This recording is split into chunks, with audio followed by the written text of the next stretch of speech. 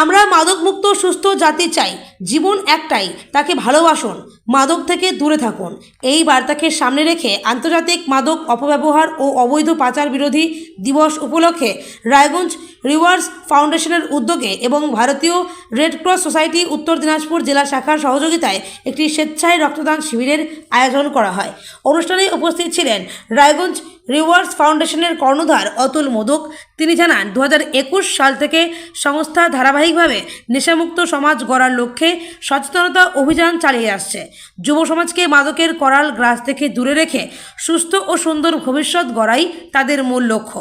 অনুষ্ঠানে উপস্থিত ছিলেন সমাজসেবী উত্তম চ্যাটার্জি, মলয় সরকার, নিধু দে, প্রবীর ঘোষ ও বিপ্লব কুমার দে সহ আরও অনেকে। অ্যাডিকশন কাউন্সিলর রণদীপ দেব বলেন, মাদক শুধু একজন ব্যক্তির নয়, একটি পরিবার ও সমাজের ভবিষ্যৎকে ধ্বংস করে দেয়। তাই সচেতনতার পাশাপাশি সকলের সম্মিলিত উদ্যোগই পারে মাদকমুক্ত সমাজ গড়তে।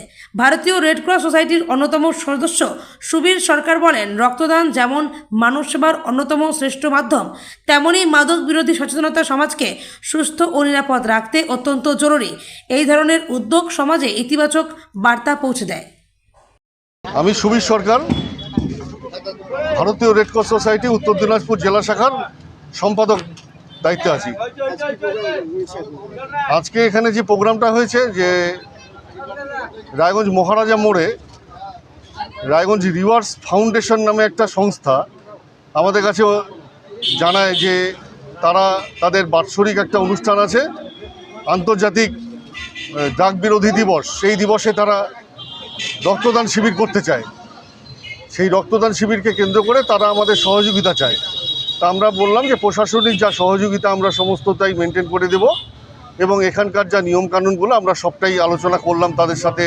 এখানে আমরা একটা মিটিংও করে যাই ইতিমধ্যে একদিন এসে। সেই সূত্র ধরে আজকে 26 তারিখ রিভার্স ফাউন্ডেশনের যে আন্তর্জাতিক দিবস, ড্রাগ বিরোধী দিবস, সেই দিবসে সেই দিন মতো আজকে এই অনুষ্ঠান আমরা আমাদের সবার উপস্থিতিতে হচ্ছে।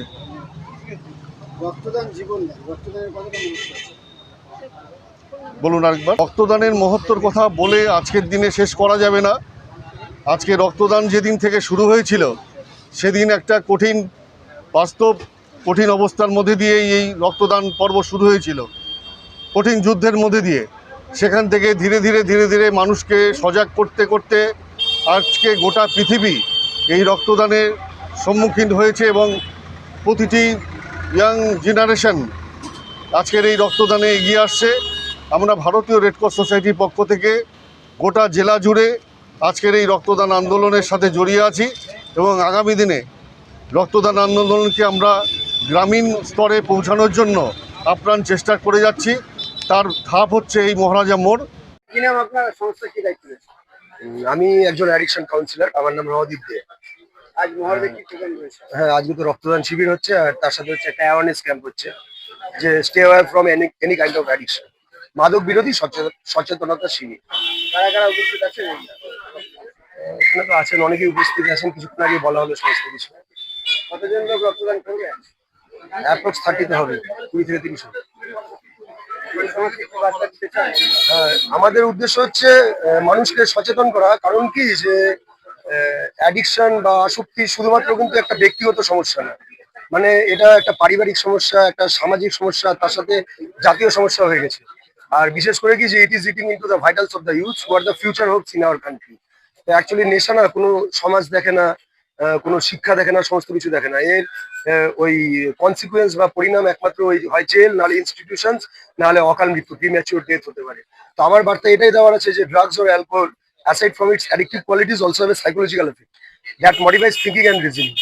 তো যখন তখন যে কোনো ভাবে যদি কেউ অ্যাডিকশনের মধ্যে যুক্ত হয়ে যায়, তাহলে তার পরিণতি কিন্তু সে সময় আগে চলে যেতে পারে। তাই মাদককে না বলুন, মাদকের থেকে দূরে থাকুন।